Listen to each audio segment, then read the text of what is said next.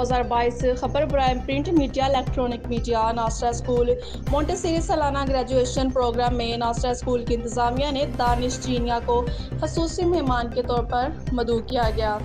दानिश चीनिया ने अपने टीम के हमरा नासरा स्कूल मोंटेसरी में शिरकत की। प्रोग्राम के दौरान दानिश चीनिया ने बच्चों को अच्छी कारकर्दगी पर अवार्ड तकसीम किए और बच्चों में घुल मिल गए। और इस मौके पर दानिश चीनिया का कहना था कि नासरा स्कूल ने हमेशा से अपने तालिब इल्म को अच्छी तालीम और मौके दिए हैं। नासरा स्कूल के असातिज़ा ने अपनी प्रैक्टिकल ज़िंदगी में कामयाबियाँ हासिल की हैं और स्कूल का नाम रोशन किया है। मैडम असफा रफ़ीक ने बताया कि दानिश चीनिया इनके बेहतरीन शागिर्द रह चुके हैं। मैडम ने दानिश चीनिया को अवार्ड भी दिया। मैडम असफा रफ़ीक ने स्कूल का दौरा करवाया और स्कूल के मसाइल से आगाह भी किया और बताया कि कुछ बच्चे ऐसे हैं जो स्कूल की फ़ीस नहीं दे पा रहे।